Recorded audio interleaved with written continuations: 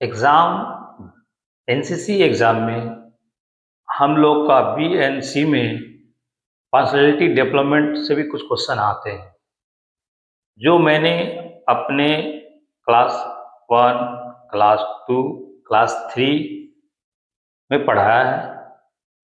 question 1 से लेकर 40 above है